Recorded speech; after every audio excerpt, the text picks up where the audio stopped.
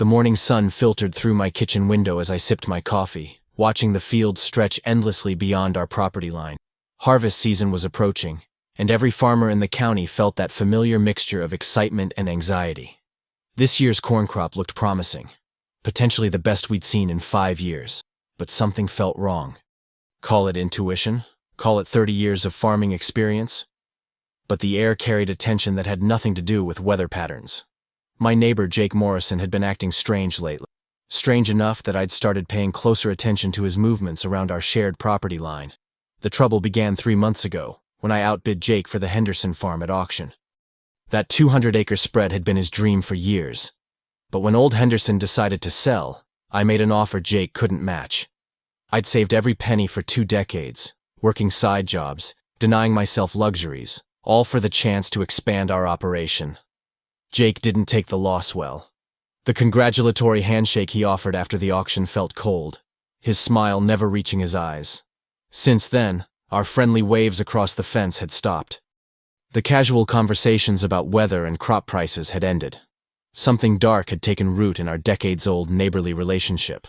Yesterday, I noticed Jake's truck parked along the old access road that bordered my equipment shed. He claimed he was checking his fence line, but that road was a good 50 yards from his property. When I asked what he was doing, his explanation came too quickly, too rehearsed. That's when I decided to install the cameras. My son Marcus thought I was being paranoid when I asked him to help install the security system. He'd driven down from college for the weekend, expecting to help with routine maintenance, not turn our farm into Fort Knox. "Dad, you really think Jake would mess with our equipment?" Marcus asked, adjusting the angle on the third camera we'd mounted. "You guys have been neighbors for 20 years. I tightened the bracket, holding the camera focused on the tractor shed. 20 years of friendship can turn sour pretty quick when money gets involved. That Henderson farm represented a lot of dreams for Jake. We spent the entire Saturday strategically placing 8 wireless cameras around the property.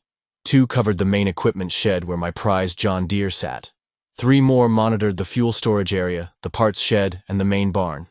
The remaining cameras watched the access roads and property boundaries. Each camera connected to a central recording system in my home office, with cloud backup ensuring nothing would be lost. Marcus, studying computer science, helped configure motion detection and remote monitoring through my phone.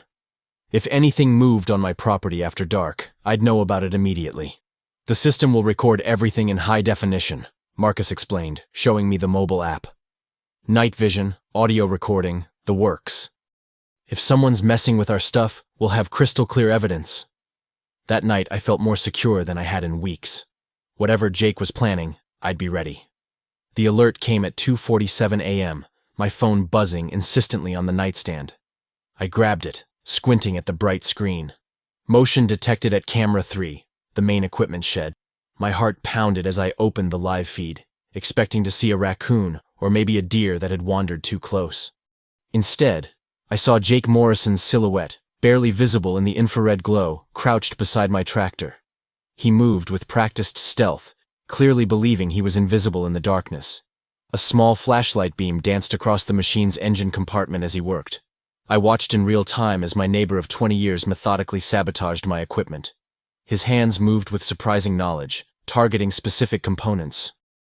This wasn't random vandalism. This was calculated destruction designed to cause maximum damage during harvest season. My first instinct was to grab my shotgun and confront him. But Marcus's voice echoed in my memory. "If you catch someone in the act, don't engage. Let the cameras do their job. Evidence is more powerful than confrontation." So I watched and recorded.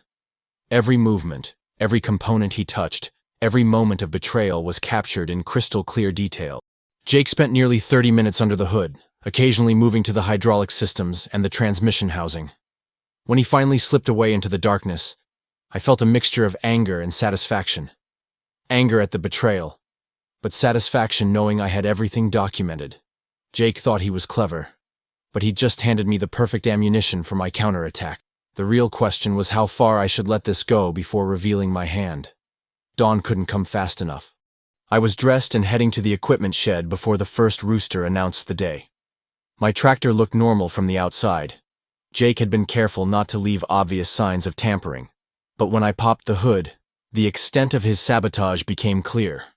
Hydraulic lines had been partially cut, enough to cause catastrophic failure under pressure, but not immediately obvious during a casual inspection.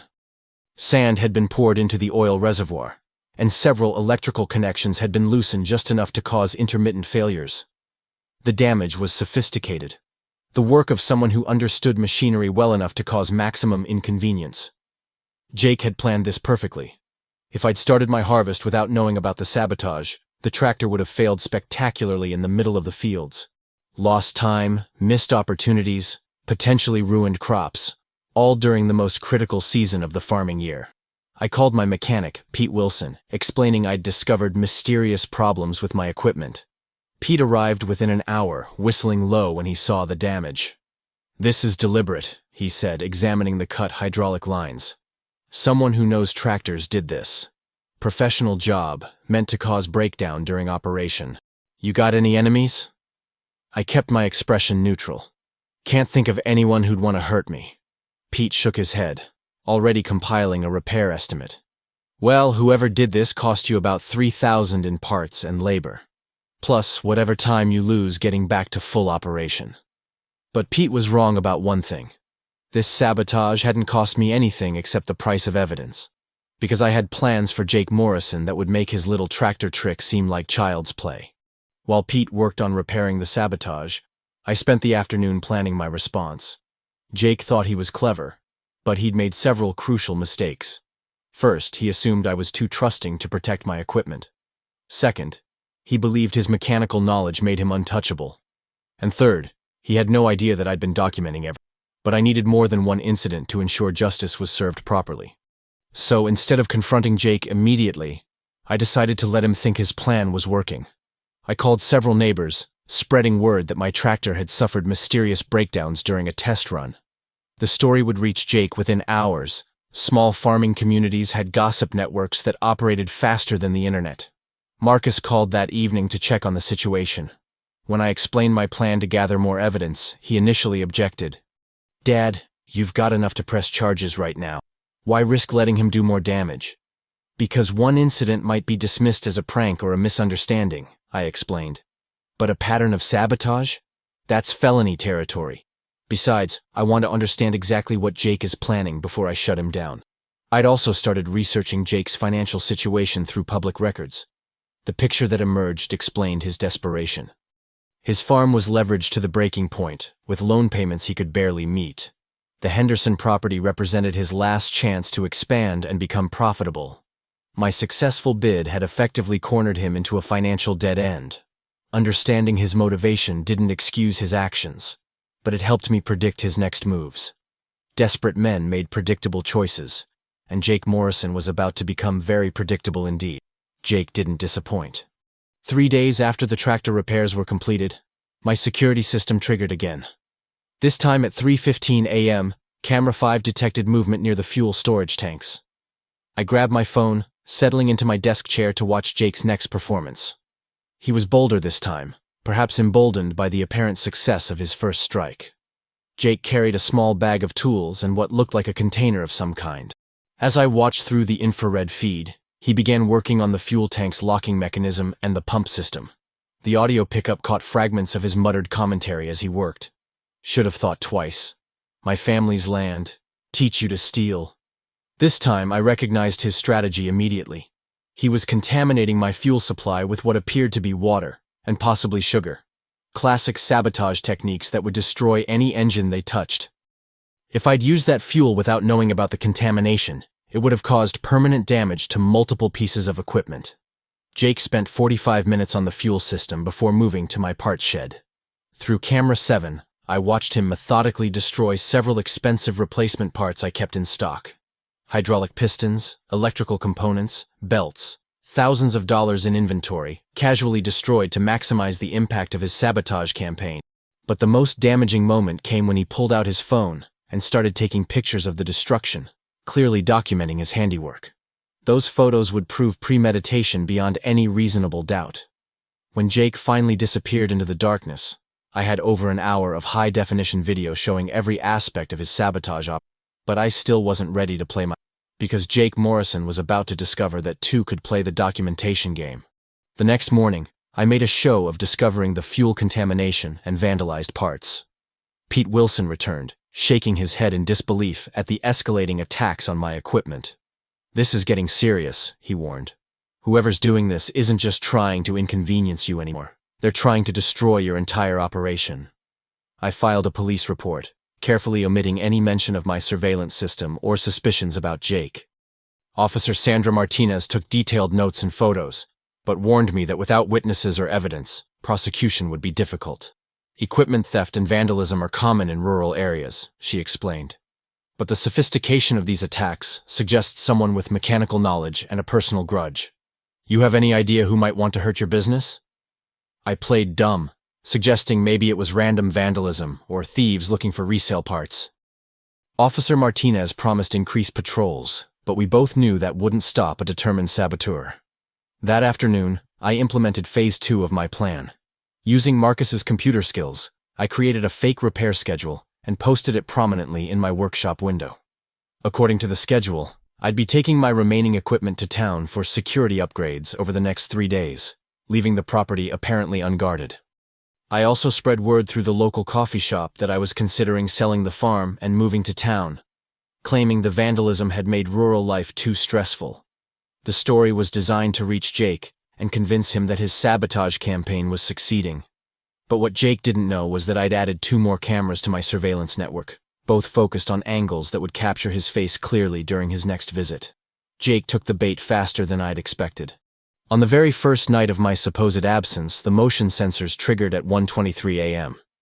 This time he brought help, a younger man I recognized as his nephew Danny, home from college for the summer. Both men moved with confidence, clearly believing the property was unmonitored.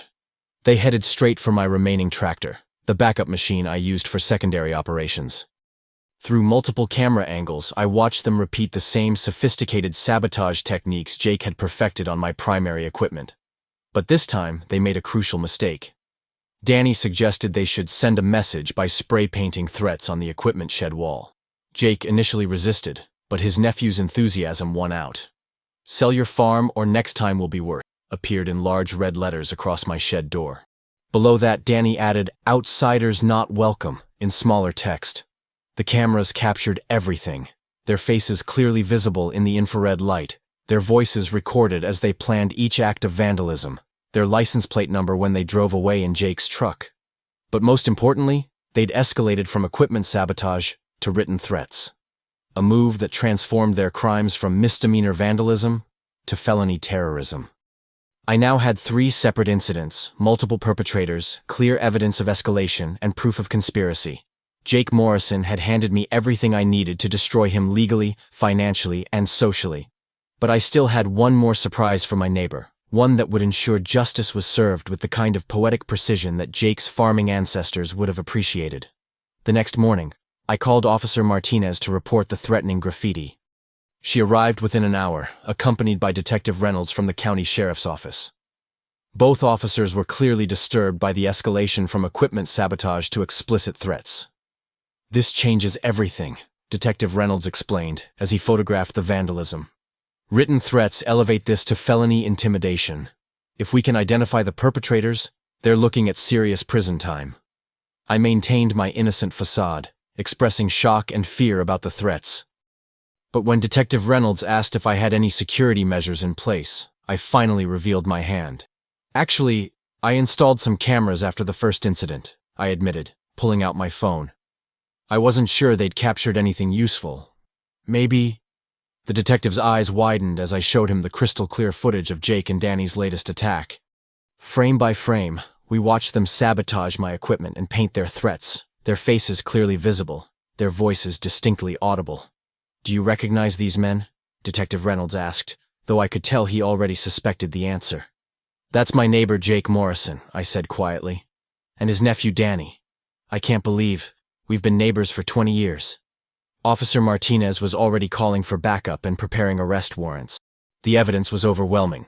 Multiple angles, clear identification, recorded conversations, and documented escalation over several incidents. But Detective Reynolds noticed something else in the footage that made him pause. Mr. Johnson, these cameras have been recording for weeks. Why didn't you report the earlier incidents when they happened? It was the question I'd been preparing for, and my answer would determine whether I was seen as a victim or a conspirator. I looked Detective Reynolds in the eye, choosing my words carefully. The first time, I thought I might be imagining things. Maybe the tractor problems were just mechanical failures. When it happened again, I was afraid no one would believe me without proof. The detective nodded slowly.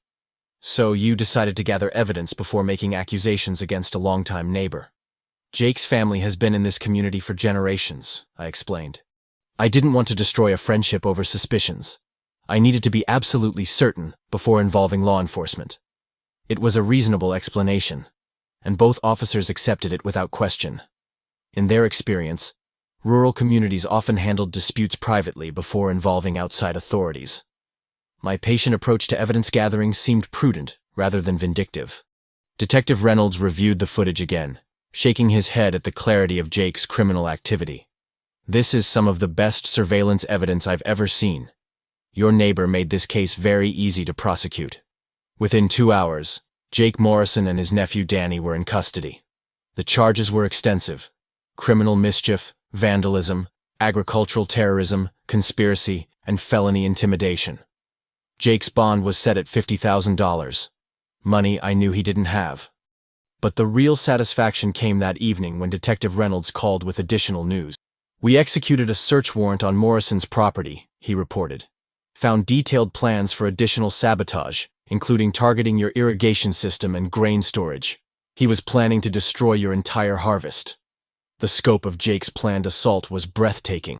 If I hadn't installed those cameras, he would have systematically destroyed years of work and investment, potentially forcing me into bankruptcy and making the Henderson farm purchase meaningless. Word of Jake's arrest spread through our farming community like wildfire. The coffee shop buzzed with shocked conversations as neighbors struggled to process the betrayal. Many had known Jake since childhood. He'd grown up here, married a local girl, built his farm from nothing. But the evidence was undeniable. The surveillance footage played on local news stations, showing Jake's face clearly as he systematically sabotaged my equipment. The written threats painted on my shed were particularly damning, representing a level of malice that shocked even his supporters. Marcus drove down from college to help me deal with the media attention. Local reporters wanted to interview the farmer who'd used technology to catch his saboteur, turning our small agricultural community into a cautionary tale about neighbor disputes.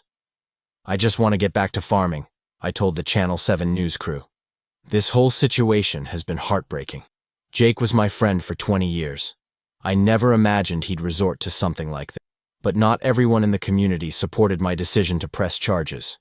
Jake's wife Sarah cornered me at the grain elevator, tears streaming down her face. "You've destroyed our family," she accused. "Jake made mistakes, but did you have to record everything? Couldn't you have just talked to him?"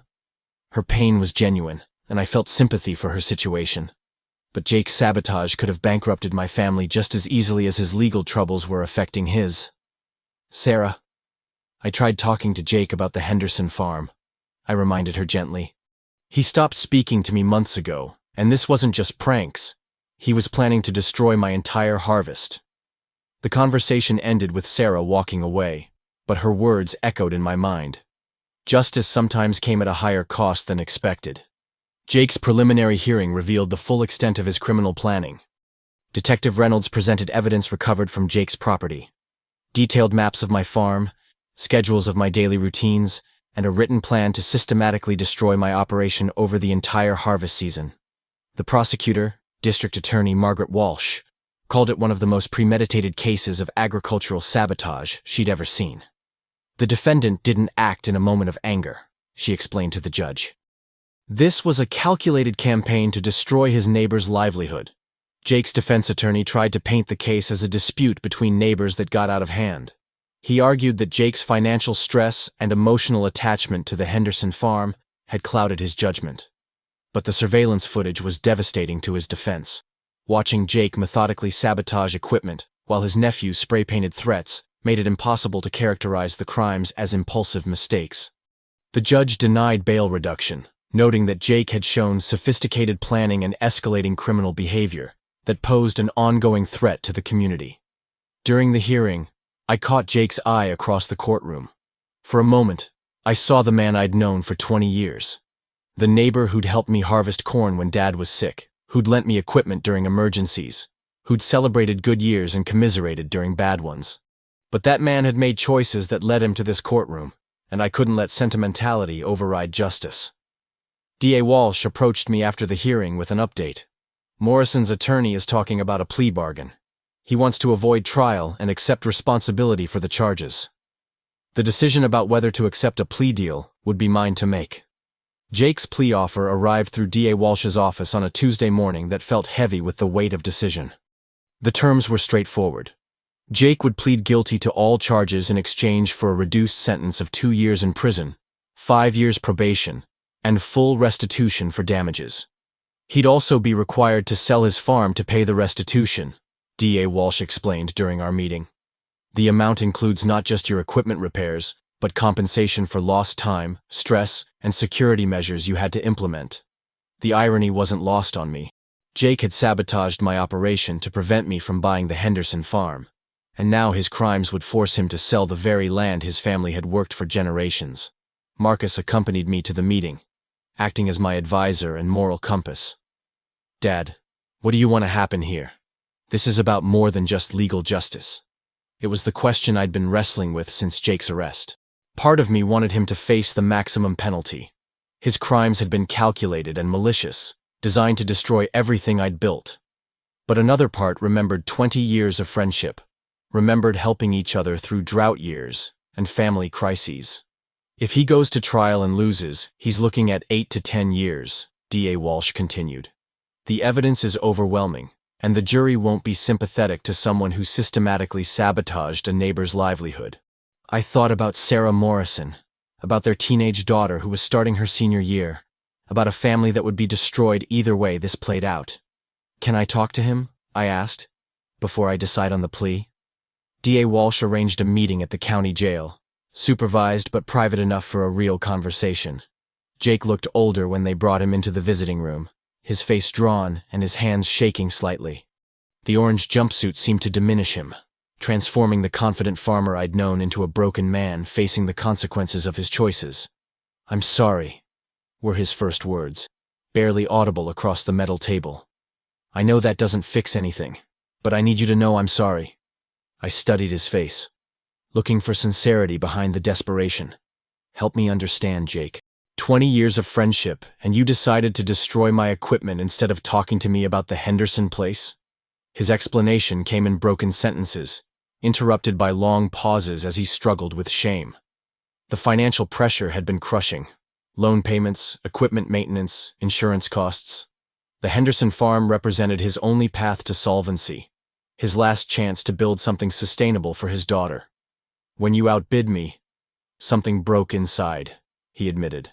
"I couldn't see past the anger. All I could think about was how unfair it was, how you already had enough land while I was barely surviving. So you decided to make me pay for winning a legal auction?" Jake's head dropped. "I told myself I was just leveling the playing field.